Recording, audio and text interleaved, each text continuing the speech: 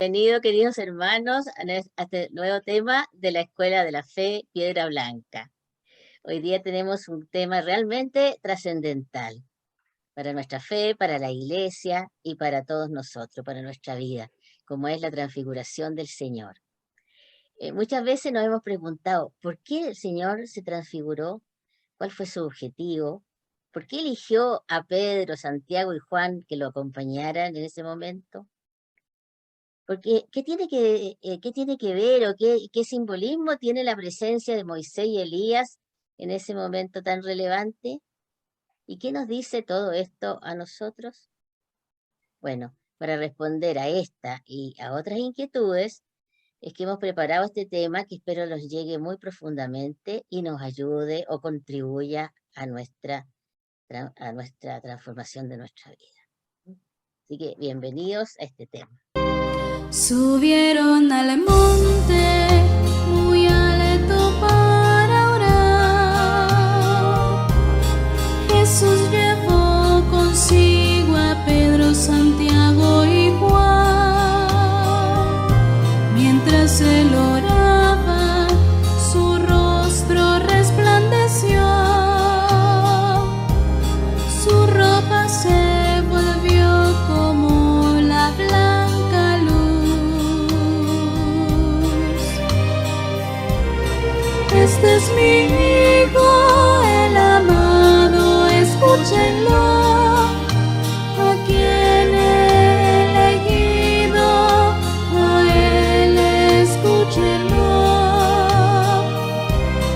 Este es mi Hijo, el amado, escúchenlo, a quien he elegido, a él escúchenlo.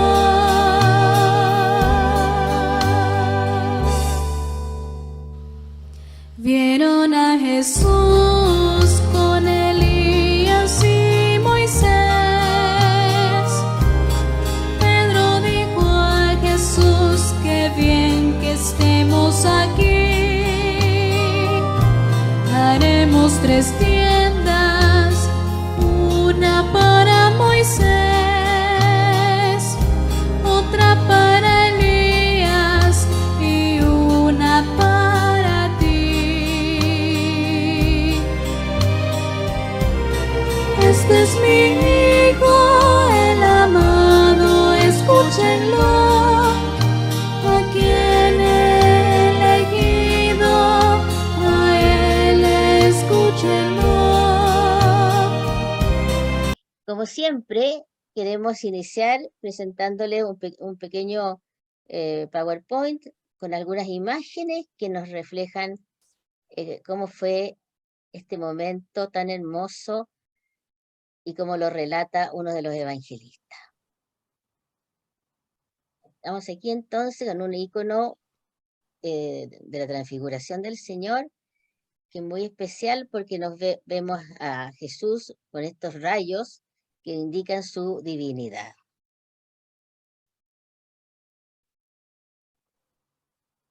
El Evangelio nos cuenta que Jesús tomó a Pedro, Santiago y Juan y subió al monte a orar.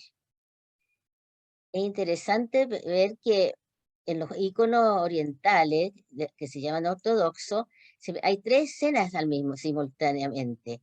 Cuando los apóstoles van subiendo al monte, cuando están durante la transfiguración y cuando descienden al monte.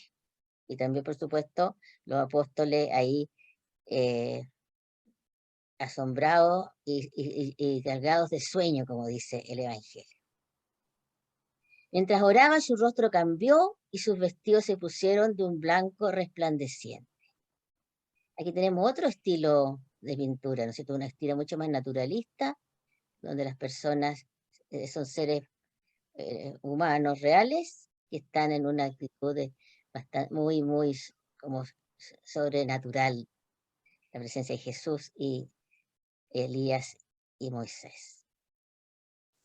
Y aparecieron dos hombres que eran Moisés y Elías en gloria.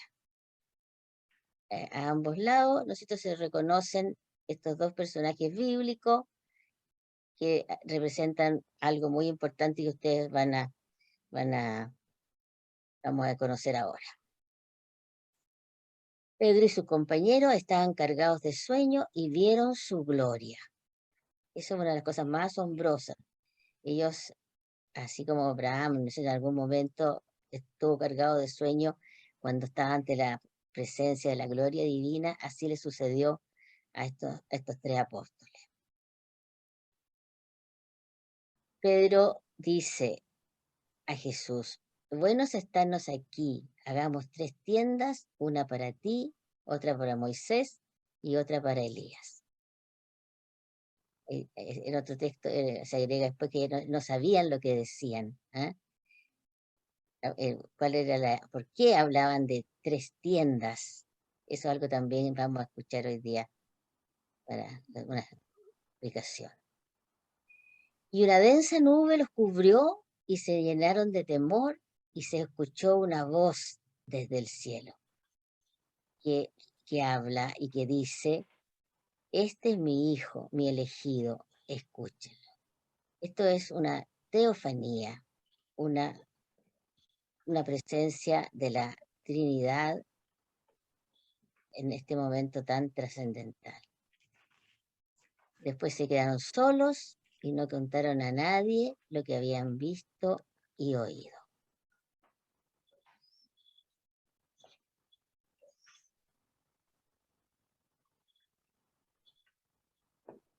Después de ver estas poquitas diapositivas que cómo se puede representar este momento tan extraordinario en la vida de Jesús, escuchemos uno de los relatos que hacen que hace uno de los evangelistas. Escuchemos el texto de Mateo. ¿Qué nos dice? Lectura del Evangelio según San Mateo, capítulo 17, versículos del 1 al 8.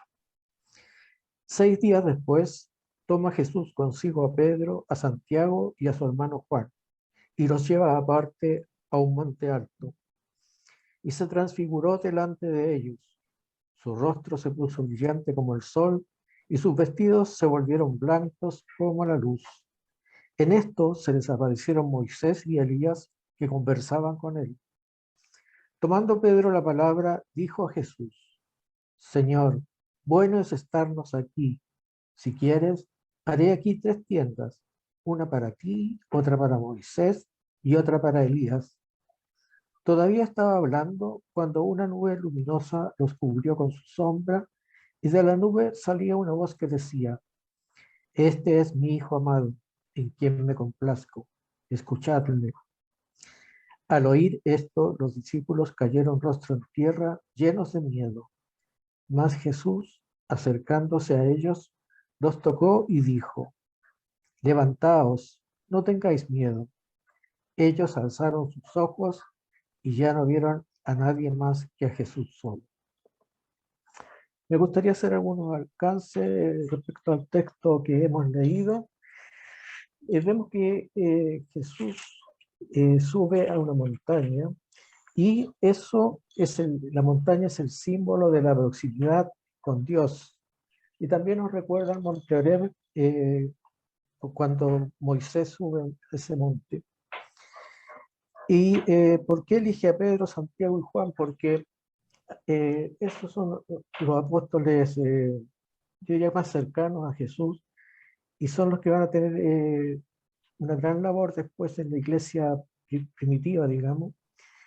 En cuanto a Pedro, por el ministerio, son pilares de la iglesia. Pedro en el ministerio, Santiago es la ley, y Juan es el místico, el que ve la vida de Jesús, pero ya de una perspectiva como sabiendo, o sea, como ya él sabía que era hijo de Dios. Ahora, esta transfiguración se realiza un poco para que los discípulos tuvieran esta imagen cuando Jesús estuviera en la cruz, esta imagen gloriosa, de tal manera que después ellos no se desanimaron. Entonces Él les muestra su gloria, que es la gloria que después va a dar a sus discípulos también. Esos serían los comentarios que quisiera hacer, hermano. Gracias, gracias, Emilio. Muy bien. El relato de Lucas que queremos escuchar también nos muestra otros aspectos importantes de destacar. Escuchemos el texto. Lucas, capítulo 9, versículos del 27 al 36.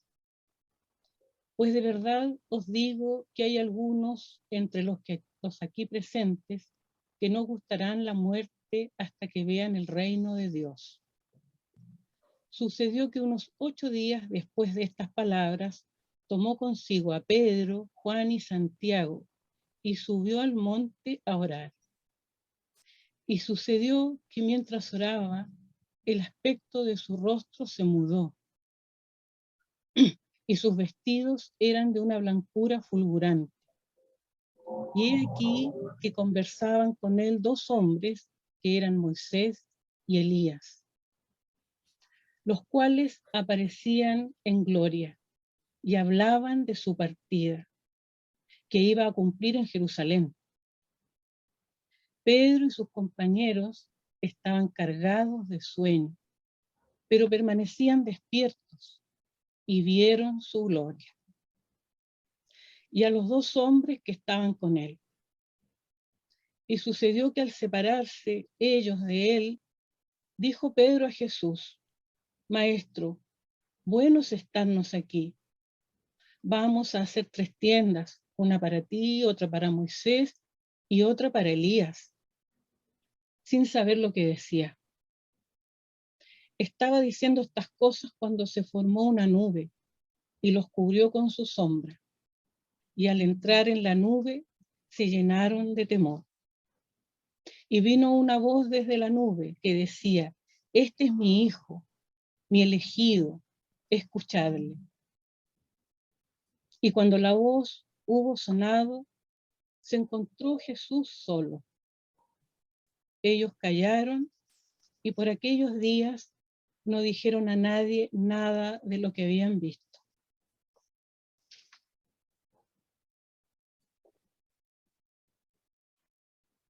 Es súper interesante, maravilloso. No sé, Susana, explícanos un poquito algunos de esos signos que aparecen ahí. Bueno, el relato que hace Lucas de la transfiguración aporta a lo dicho en Mateo y en Marcos en algunos aspectos fundamentales, diría yo. Lo primero es que Lucas es el único que habla directamente de la Shekinah, refiriéndose a ella en griego con la palabra doxa, que es la gloria de Dios. Y lo hace en este texto que acabo de leer en 2 oportunidades. Refiriéndose a Moisés y Elías, dice, los cuales aparecían en gloria. Y también refiriéndose a Jesús, cuando dice, y vieron su gloria. Esta gloria es la que ya aparecía en el Antiguo Testamento, en la nube de día, en la luz de noche, y en el rostro de Moisés, entre otras circunstancias. Con una gran diferencia, de que la gloria en Jesús emana de sí mismo, de su divinidad. En cambio, en Moisés es un reflejo como en un espejo de la gloria de Dios. El segundo tema a que me refiero, que destaca Lucas, y que en los otros 2 evangelistas no se menciona, es que Lucas se refiere a lo que estaban hablando Moisés y Elías con Jesús, y que a mi modo de ver es de extrema importancia, porque, a ver, recordemos que Moisés representa la ley, ¿no es cierto? Los mandamientos entregados en el monte Sinaí, Elías representa a los profetas, mostrando con esto una continuidad, la continuidad de Jesús con todo lo dicho en el Antiguo Testamento. Y acá Moisés y Elías hablaban de la partida de Jesús a Jerusalén y lo que allí iba a acontecer, que era el misterio pascual, nada menos, la pasión, crucifixión y resurrección de Jesús. De eso hablaban. La Biblia de Jerusalén ocupa la palabra partida. No sé si recuerdan cuando lo leí. Partida dice a Jerusalén, que es la traducción que hace algunas Biblias, como la Biblia de Jerusalén, desde donde yo tomé el texto. Es una traducción de la palabra éxodo. En griego está como éxodo. Y alude a aquel otro éxodo, el de Moisés. Cuando Moisés saca al pueblo de la esclavitud. ¿Qué es lo que qué es lo que hará Jesús ahora? Sacar al pueblo de la esclavitud para darle la salvación. Pero ahora lo hace Jesús de una manera más plena, definitiva, y también con miras a lo escatológico. O sea, hacia el fin de los tiempos se completará esta obra de Jesús, la redención. Luego estos dos hombres desaparecen, cediendo paso a Jesús entre nosotros y adhiriendo la voz que viene del cielo y que nos dice escucharlo. Escucharlo ahora a Él, a Jesús. Ambos temas, la conversación sobre el misterio pascual y la presentación de Jesús glorioso, envolviéndolo todo con su gloria, son de vital importancia para afirmar la fe de los apóstoles y la nuestra, señalando que Jesús padecerá la muerte, pero luego la resurrección y la gloria para Jesús. Pero también para nosotros, los que creemos en Él, seguiremos ese camino hacia la transfiguración gloriosa junto a Jesús. O sea, esa es la importancia, porque a nosotros se nos muestra también el camino, que es el que hizo Jesús. Gracias, súper, muy interesante y muy completo tu explicación. Bueno, el texto continúa y nos explica que cuando iban bajando de la montaña, los apóstoles conversan con Jesús. Escuchemos qué es lo que conversan. El texto está en el Evangelio de Marcos, en el capítulo 9, desde el versículo 9 hasta el 13, y dice así: y cuando bajaban del monte, les ordenó que a nadie contasen lo que habían visto, hasta que el Hijo del Hombre resucitara de entre los muertos. Ellos observaron esta recomendación, discutiendo entre sí qué era eso de resucitar de entre los muertos. Le preguntaban: ¿por qué dicen los escribas que Elías debe venir primero? Él les contestó: Elías vendrá primero y restablecerá todo.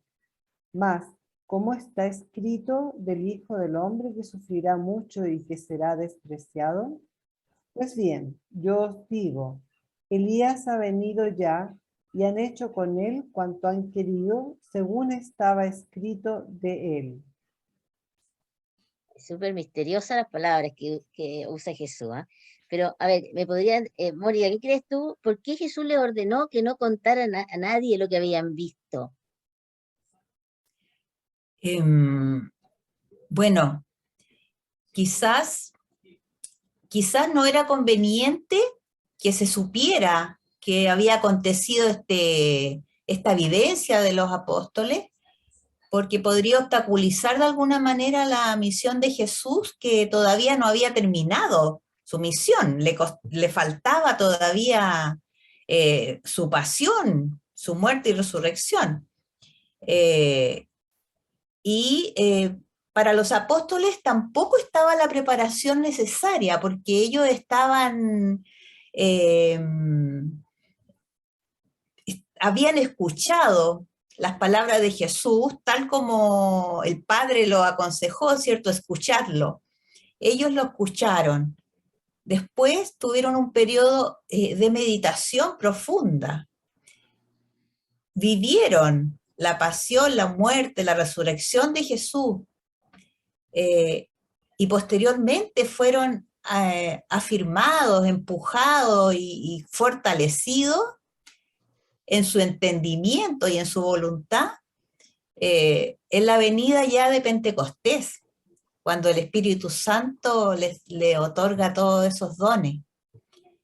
Entonces faltaba, pienso yo, un periodo como de madurez de lo que tenían que hacer para cumplir esta misión en la que iban a tener que anunciar al mundo la verdad.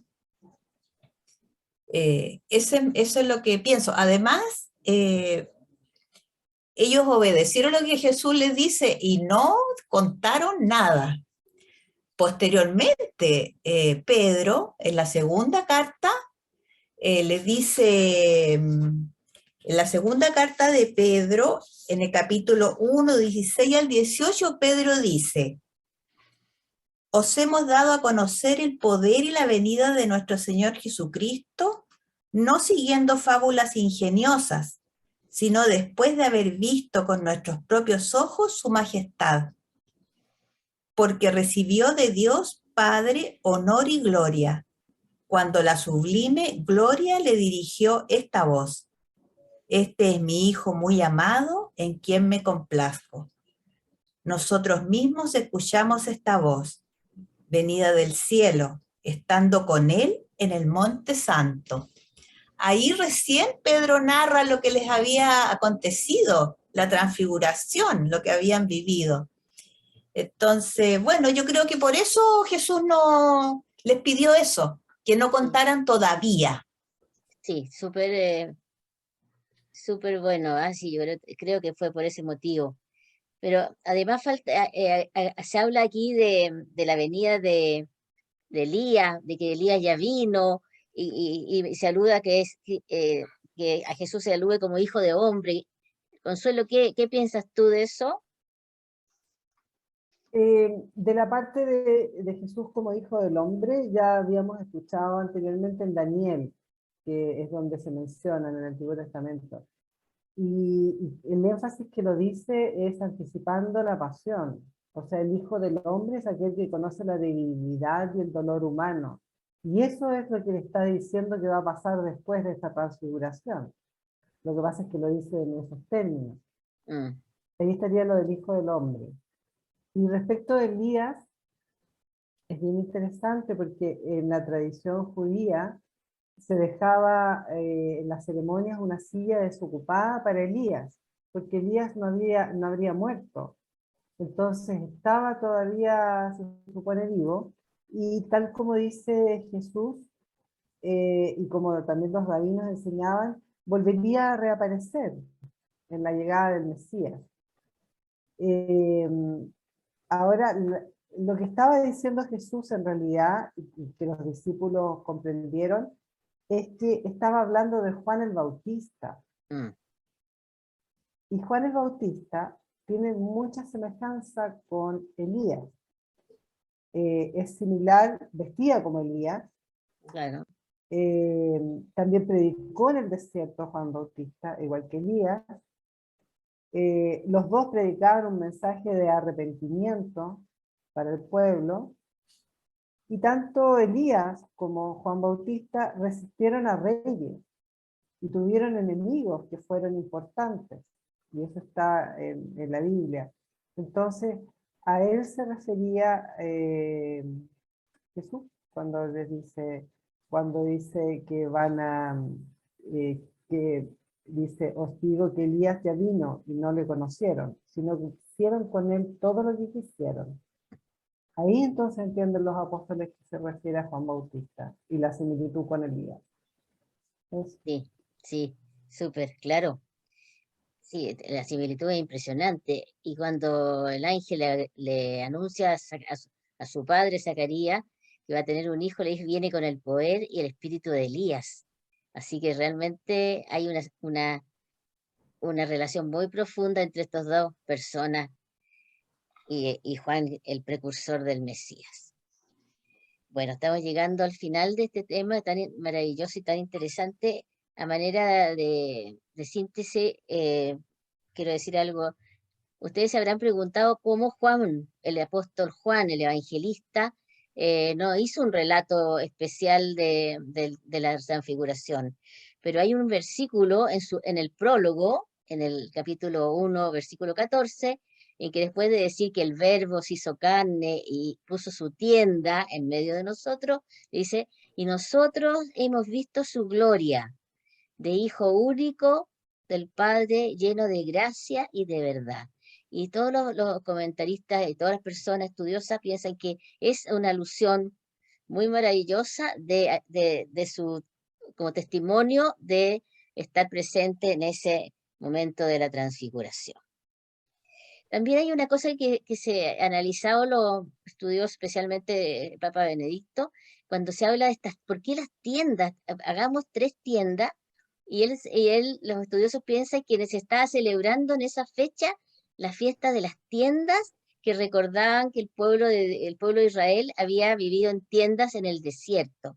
Y hasta el día de hoy, la fiesta de la Sukkot, que se llama, se hacen algunas ramadas en esta fiesta, recordando que fueron errantes en el desierto, para que no nos instalemos. ¿Ah? Y también un poco lo que decía San León Magno, que ellos iban a ser testigos de la resurrección cuando llegara el momento del dolor de la crucifixión, y iban a ser testigos también de la resurrección. Entonces, Ursun Baltasar dice, ¿qué es un testigo? Es aquel que tiene la máxima preparación, la máxima espiritualidad, la máxima sabiduría. No, dice, el testigo es aquel que se despoja de sí mismo, se olvida de sí mismo y se entrega enteramente al Señor, en el total, y al resto de las personas, sin pensar en él. ¿Mm? Eso solamente para manera de síntesis de este tema. Consuelo, tú has preparado una tarea del alma, me imagino, muy, muy hermosa. Esperemos que les agrade esto que nos inspiró hoy día la lectura y nuestras reflexiones. Esta tarea del alma es el deseo que todos llevamos dentro y que lo transmitió Moisés, que es el deseo de ver el rostro de Dios, que es un anticipo de lo que vamos a tener después. También un anticipo de nosotros mismos. Entonces, la invitación es hacer como hizo Moisés y pedir ver el rostro de Dios. Yo creo que como los apóstoles, también nosotros podemos ver la realidad transfigurada. Aunque Pedro no conocía a Moisés y a Elías, los reconoció por el Espíritu. Y eso es lo que puede hacer el Espíritu en nosotros, hacernos ver las cosas nuevas, renovadas. Nuestras miradas hoy día son indiferentes, a veces son indiscretas, son insolentes, pueden ser frías, pueden ser indiferentes, desplicentes, acusadoras, y se me ocurrirían muchas más todavía. Entonces, si Dios nos permite de alguna manera ver su rostro, probablemente este tipo de miradas pueda cambiar, y nuestro mismo rostro de Dios para otros también pueda cambiar. Y mirar con esos ojos misericordiosos con los que nos mira Dios, y nosotros disfrutar de esa intimidad de Dios que está para nosotros. Entonces esa es la intención de la tarea del alma, para pedir con el corazón, ver con el espíritu estas cosas renovadas.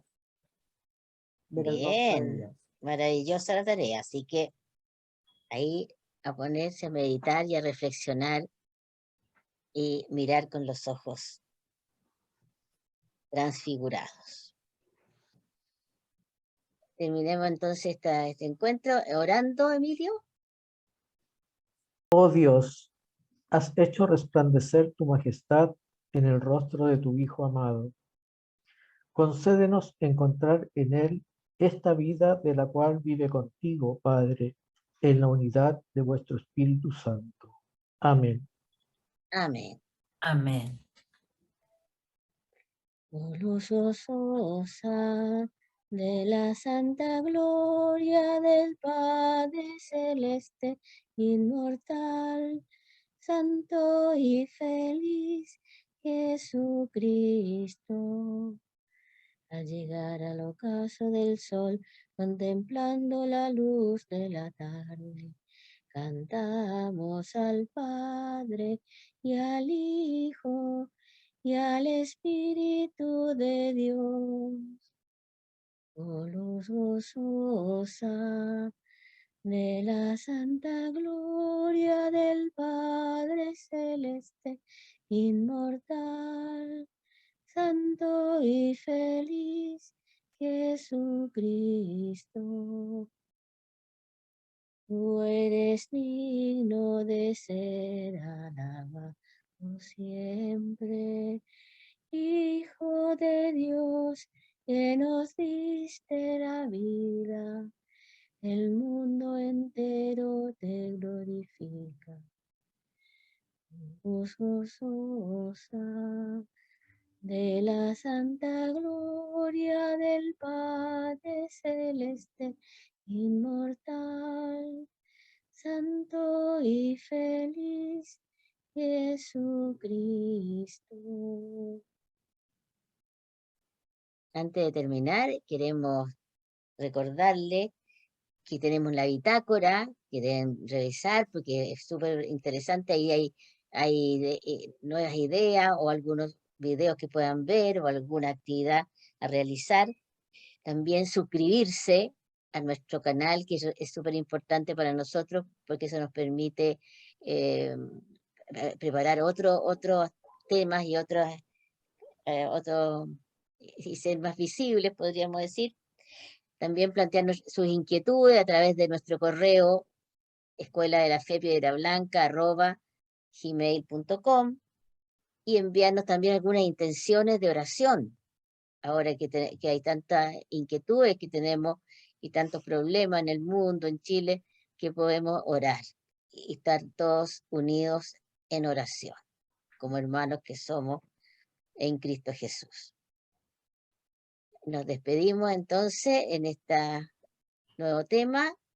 Nos vamos a encontrar en el tema próximo, que es el camino al Calvario y la última cena.